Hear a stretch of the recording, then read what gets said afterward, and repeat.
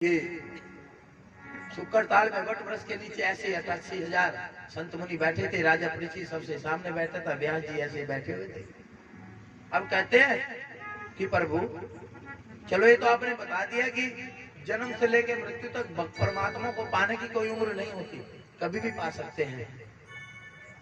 तो लेकिन परमात्मा को पाने का और भी कोई तरीका है क्या? परमात्मा कभी आया धरती पे?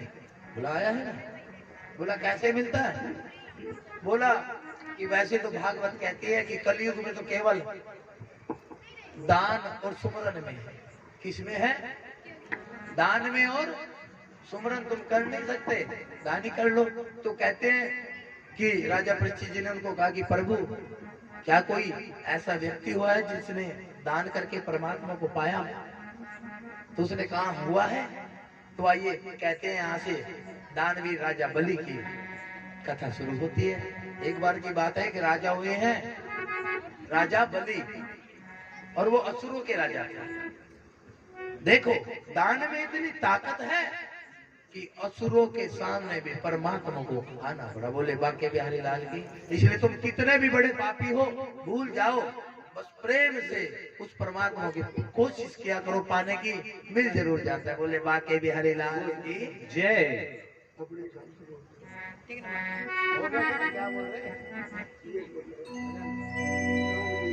हाँ थोड़ी सी कथा कर। बोले बाके बिहारी लाल जय। आइए कहते हैं राजा जो बलि था बड़ा धर्मात्मा था, दान पुण्य करता था। लेकिन क्या हुआ, उनके साथ अन्याय हो गया था समुद्र मंथन के समय। और वो जो राक्षस है ना, केवल एक ही देव से कटते हैं, बस नारायण से। शंकर भगवान के बड़े प्यारे होते हैं और ब्रह्मा जी के क्योंकि वो वरदान देते हैं, तो नारायण के दुश्मन है। तो उन्होंने कहा कि स्वर्ग पे तो आधिपत्य करना पड़ेगा। कहते हैं कि धन जो होता है ना, धन ये जितना आता है उतनी प्यास लगती है, ये उल्टी खोपड़ी है जो भरती है। अब राजा बलि ने कहते हैं कि पराक्रम से इतना धन इकट्ठा कर लिया कि पूरी पृथ्वी पर अपना राज कर लिया, हर जगह उसी का राज था। तो उसके गुरु हुए, कहते हैं कि लोभी गुरु लालची चेला और नरक में दोनों ठेला। कबीर साहब ने कि लोभी गुरु लालची चेला, जैसा गुरु वैसा चेला, और नरक में दोनों। कहते हैं कि गुरु अगर लालची है, लोभी है, पूर्ण नहीं है, पूरा नहीं है, तो उसके शिष्य को भी अगले जन्म में सांप बनना पड़ता है।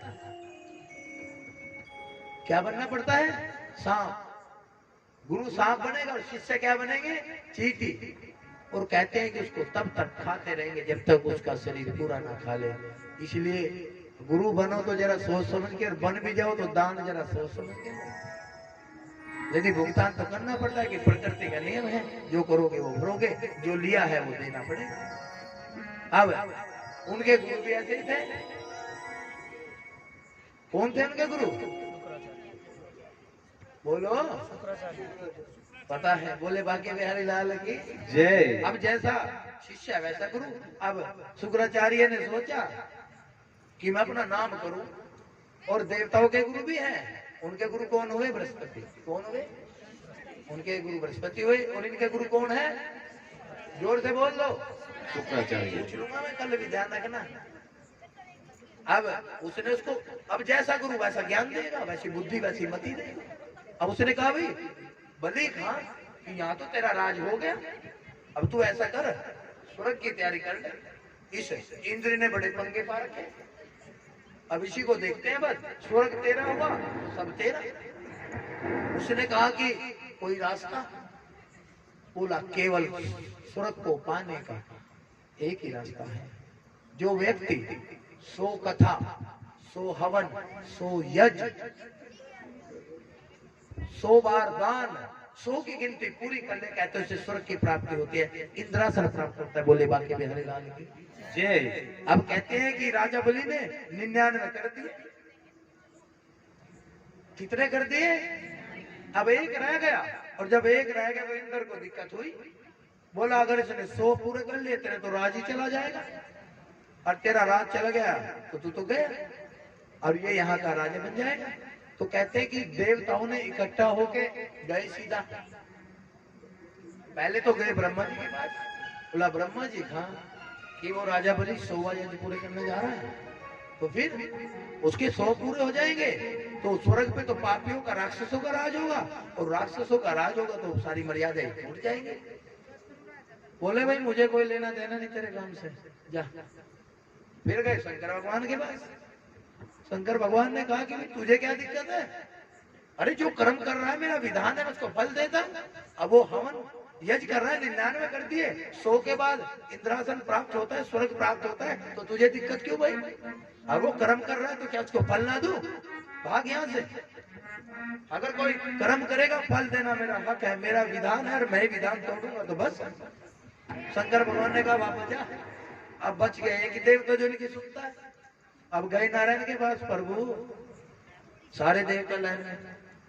बोला अगर 100 यज्ञ पूरे हो गए ना तो काम खराब हो जाएगा। बोला क्यों? बोला वो स्वर्ग पे आ जाएगा और हम वहां पहुंच जाएंगे, और फिर वो जो चाहेगा स्वर्ग में राक्षस ही राक्षस आएंगे, अच्छे कर्म वाले को तो भेजेंगे नहीं किसी को, क्योंकि वो राजा। अब नारायण ने कहा चलो तुम कह रहे हो तो कुछ ना कुछ करते हैं।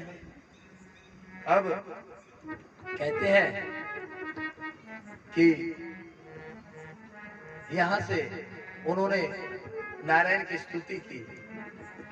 आइए हम भी उस परमात्मा को मनाकर चलते हैं। क्या कहा?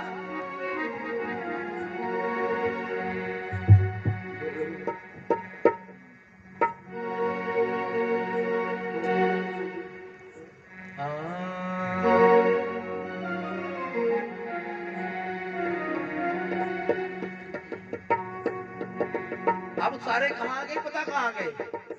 पृथ्वी पे आ गए, क्योंकि प्रभु कहाँ आने वाले थे? बोलो, पृथ्वी पे आने वाले थे ना, तो सारे पृथ्वी पे आ गए। और क्या कहा? गोविंद चले आओ, गोपाल चले आओ, गोविंद चले आओ,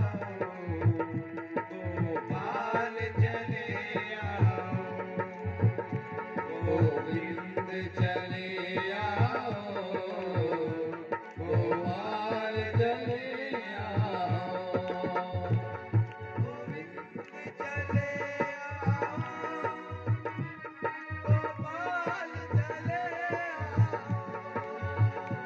गोविंद चले आओ, गोपाल चले आओ, हे राधा रमण मोहन, हे राधा रमण मोहन, नंदलाल चले आओ, गोविंद चले आओ, गोपाल चले आओ। हेलो हाथी ने बुलाना पड़ता है, बुलाना पड़ता है।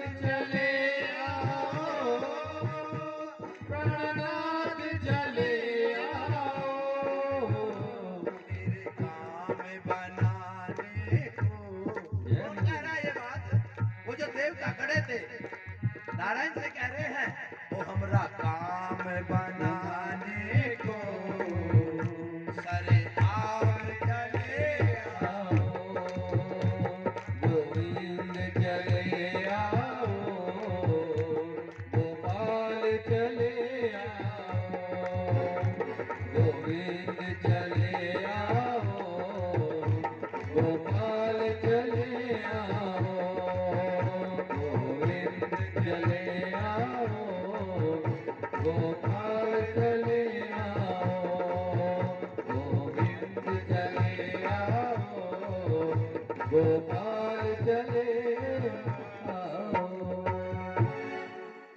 कहा है कभी इसको गोविंद चले आओ, कहा है किसी ने? आया है? आता जरूर है, ऐसी बात नहीं। मेरा मोहन आता जरूर है, बस भाव होने चाहिए। जहां प्रेम होगा आएगा जरूर। तो कहते हैं कि देवताओं ने प्रार्थना की नारायण के श्री चरणों में,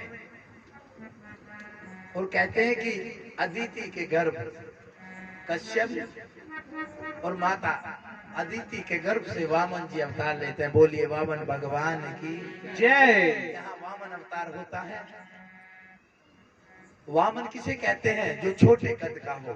वामन, जिसका शरीर छोटा हो। अब अवतार ले लिया प्रभु ने, देवताओं ने पुष्पों की वर्षा की, स्वागत किया प्रभु का आगमन का। कहते हैं कि उधर जो राजा बलि था वो 100 यज्ञ की तैयारी में लग गया। कहते हैं उसने मंडप तैयार कर लिया। उसका एक वचन था राजा बलि का, वो क्या था कि वो यज्ञ पे बैठने से पहले दान करता था।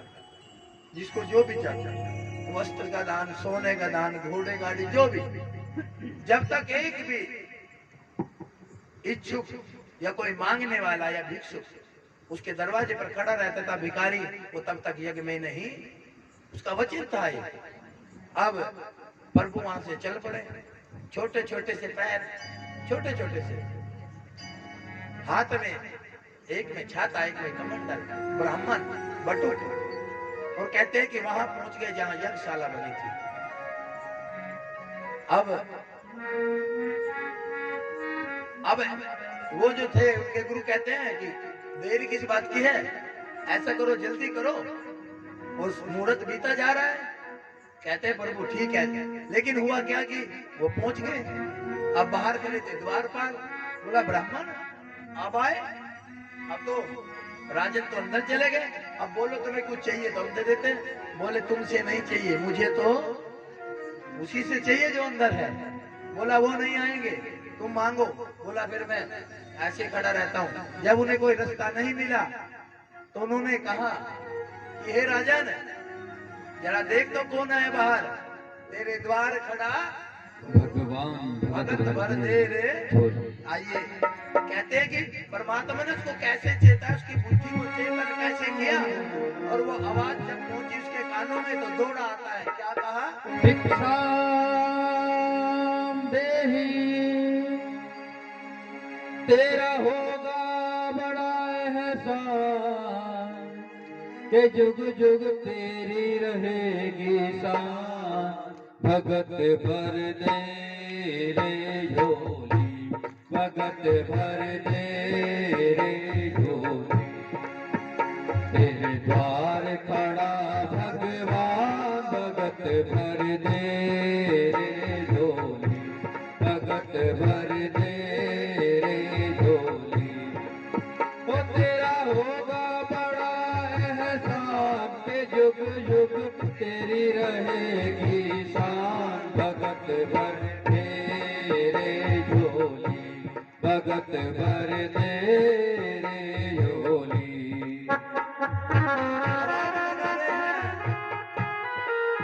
छोटे छोटे कदम, और द्वारपाल कह रहे चला जा ब्राह्मण, जो लेना है हमसे ले ले। बोला नहीं, उसको बुला कर लाओ।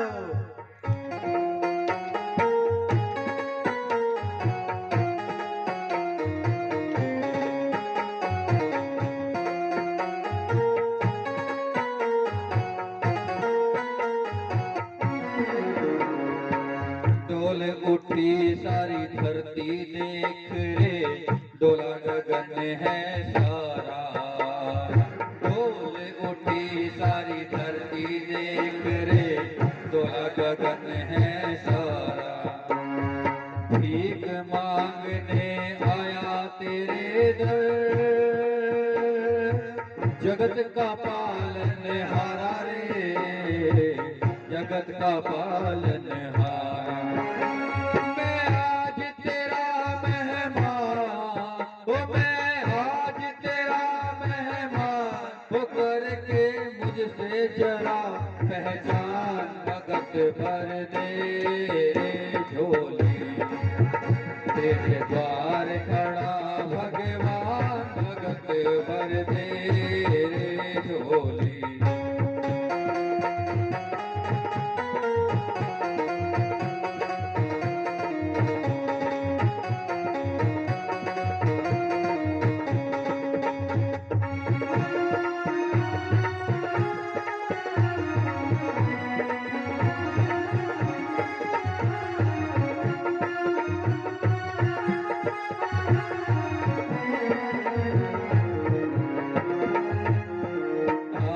लुटा दे सर्वस्व अपना, मान ले कहना मेरा।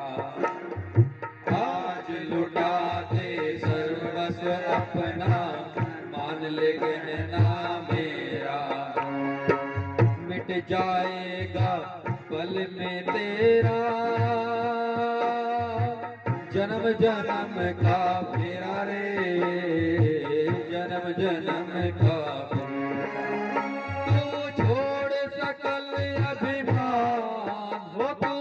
छोड़ सकल अभिमान, अमर कर ले तू अपना दान, भगत भर दे रे झोली, भगत भर दे रे झोली। तेरे द्वार खड़ा भगवान, भगत भर दे रे झोली, भगत भर दे रे झोली, भगत भर दे रे झोली, भगत भर दे झोली। क्या कहा?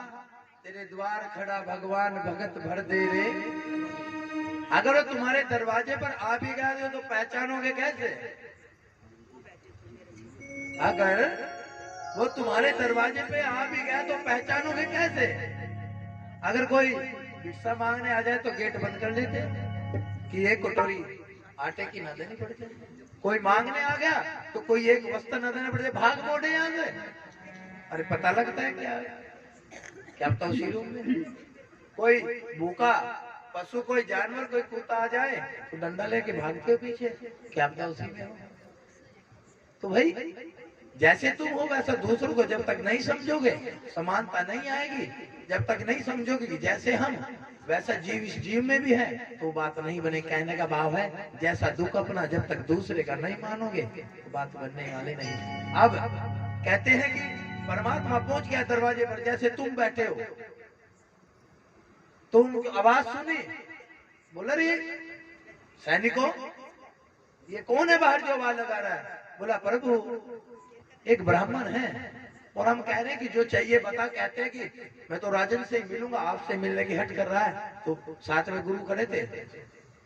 अरे जो देना है देकर भेजो, समय नहीं है, मुहूर्त निकला जा रहा है। राजा बोले गुरु जी रुक जाइए, जब तक एक भी भिक्षु मेरे दरवाजे पर खड़ा है तो मुझे अधिकार नहीं है कि मैं यज्ञ में बैठूं। कहते हैं राजा बोले चलो मैं देखता हूँ कौन है। कहते हैं जब पहुंचे तो रूप देखा तो देखते रह गए। बोले अरे इतना सुंदर बालक, ब्राह्मण छोटा सा। बोला ब्राह्मण देवता प्रणाम। कि राजन आ गए? कि हाँ। बोला प्रभु आदेश करिए। बोले आदेश क्या करना था? मैंने सुना है तू बहुत बड़ा दानी है। कि नहीं, कहा मैं तो दास हूं आपका, दान करना मेरे बस की बात कहाँ है, मेरे लिए सेवा बोलिए। कहती है अच्छा ऐसा कर, मैं दान तो लूंगा तुझसे, लेकिन मुझे यकीन नहीं है तुझे। बोला ब्राह्मण मैं राजा हूं और मुझ पे यकीन नहीं, तो मैं यकीन कैसे दिलाऊं आपको?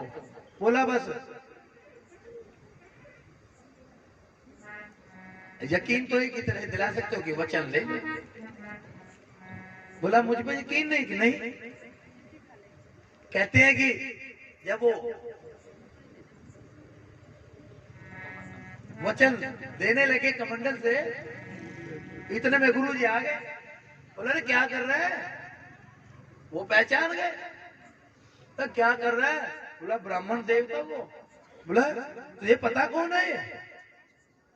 बोला ब्राह्मण है। ब्राह्मण है, नारायण है, छलिया है, धोखेबाज है, छलकर ले जाएगा, इसने तो छोड़ा नहीं किसी को।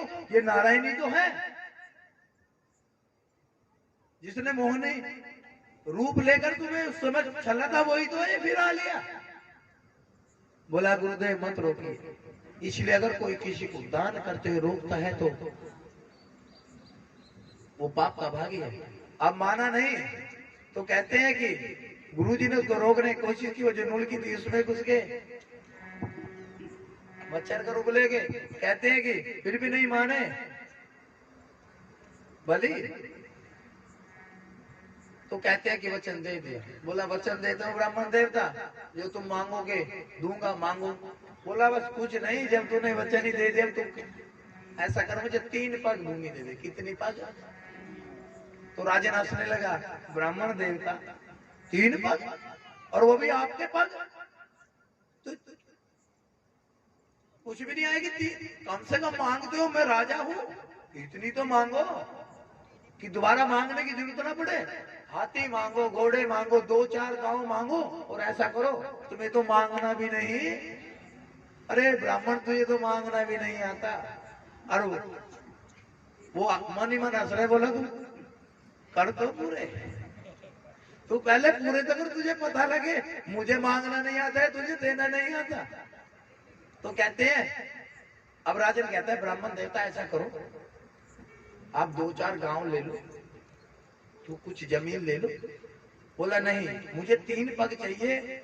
यहाँ ज्ञान दे रहे हैं वामन भगवान संसार को, बलि को नहीं, उसमें हम भी आते हैं कि ब्राह्मण को उतना मांगना चाहिए जितनी उसकी जरूरत है। अगर जरूरत से ज्यादा मांगता है तो वो पाप का भागी है। इसलिए उसने कहा मुझे तो 3 पग चाहिए जिसमें मैं बैठ के तपस्या करूं, उससे ज्यादा मुझे 3 पग दे दे बस, इससे ज्यादा मेरी औकात नहीं और ना मुझे जरूरत है। कहते हैं फिर हंस पड़ा। बोला ऐसा कर, मैं आपकी शादी करा देता हूँ। राजा बोला शादी कहाँ मेरी? बोला फिर क्या होगा? बोला क्या होगा? शादी होगी तो आपके बच्चे होंगे, आराम से परिवार गृहस्थी बचाओ, रहो आराम से। मैं बोला शादी होगी तो फिर बच्चों पत्नी का पालन पोषण भी करना पड़ेगा। बोला हाँ वो तो करना पड़ेगा।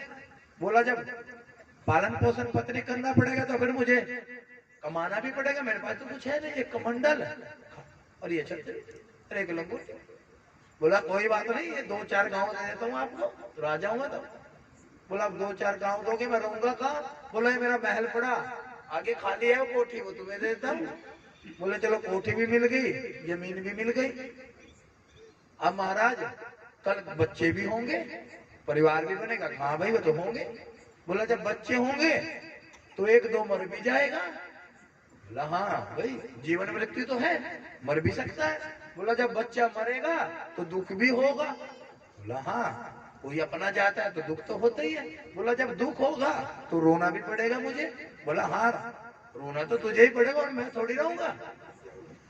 बोला जब शादी करो, बच्चे करो और फिर इतना झंझट पालने के बाद भी रोना पड़े तो मैं इस तो झंझट में भाई रोना ही, अब इतना करने के बाद भी रोऊं।